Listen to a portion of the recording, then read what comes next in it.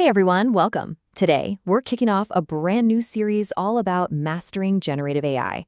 We're going to be breaking down a fantastic guide from Virtualization Options LLC to show you step by step how to create prompts that are not only effective but also safe, no matter what your job is. So, let's dive right in. Okay, first things first, we've got a quick but really important notice from the source material. It goes like this. This tutorial from Virtualization Options LLC offers general guidance intended for a typical organization. However, every organization is unique and requires training tailored to its specific needs. This specialized training addresses the tools and processes that can help reduce risks and enhance productivity goals within the organization. Please note that the guidance provided may not be applicable to your specific situation and is offered without any warranty, expressed or implied.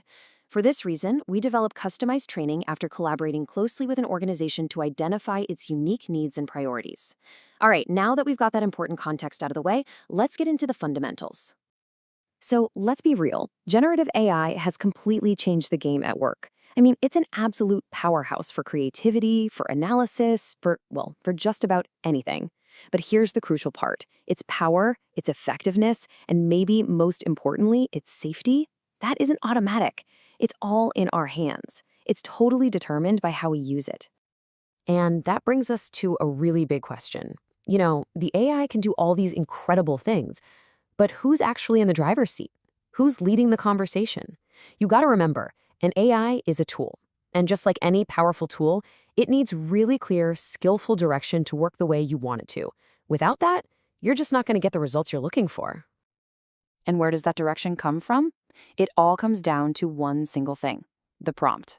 Think of it as the conversation starter. It's the instruction, the question, the command you give the AI. And it's simple, really. The quality of what you get out is a direct, one-to-one reflection of the quality you put in. It's the most critical piece of the puzzle. So the big question is, how do we write a great prompt? Well, it's not some kind of dark art or magic trick. It's actually a structure. The source material gives us this really simple but incredibly powerful framework that's based on 5 key building blocks. Let's break them down. Here they are. First, role definition. Then, task description, context, format, and finally, safety parameters. When you put these 5 things together, you build a prompt that's crystal clear, super precise, and gets you exactly what you need. Honestly, it's like having a recipe for a perfect AI response. Now, what I love about this is how it clearly shows what each component does. So role definition, that tells the AI who to be. Act as an HR specialist. You are a senior copywriter. This sets the whole tone. Then task description is the what. Draft an email. Analyze this data. Context is the why. It gives the background, the purpose. Format tells the AI how you want it back. Give it to me in bullet points or keep it under 300 words. And then there's safety, which gives it those essential guardrails like don't use real names.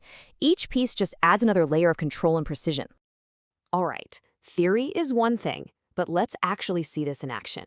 The difference between a vague prompt and a really well-structured one is, it's night and day. Let's follow a prompt on its journey from being kind of useless to being absolutely excellent. So we've all been here, right? We start with a poor prompt. Write a job posting. I mean, who hasn't tried something like this? The problem is, it's just vague.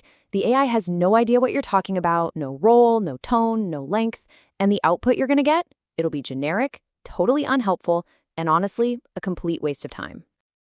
Okay, let's level up. Here's a better attempt. Write a job posting for a software engineer with 3 to 5 years experience. This is definitely an improvement. It's way more specific about the task, but it's still missing those other crucial building blocks, right?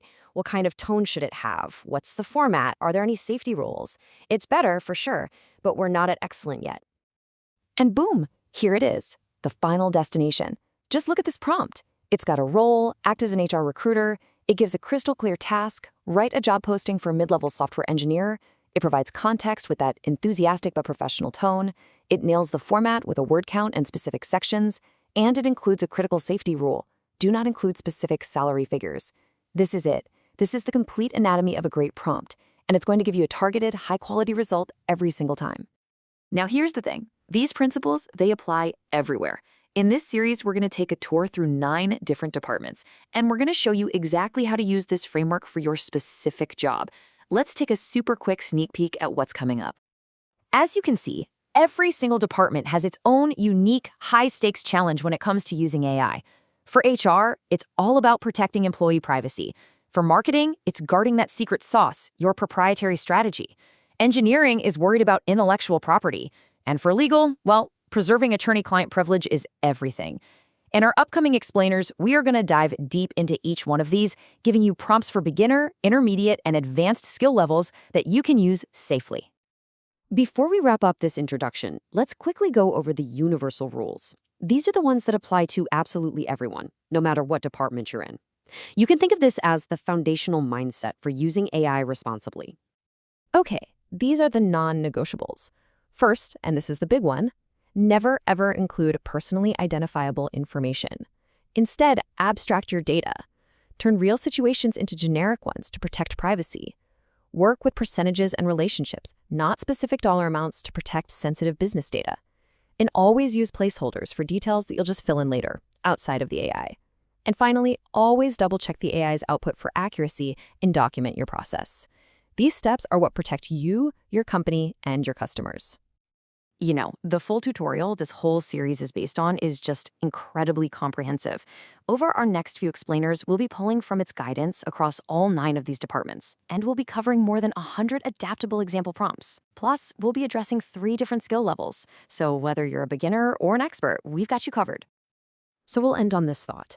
Mastering generative AI really is the new frontier of work, and it all begins with the prompt. The power is literally in your hands. So, the only real question left is, how will you prompt responsibly? Thanks so much for joining us, and we'll see you in the next one.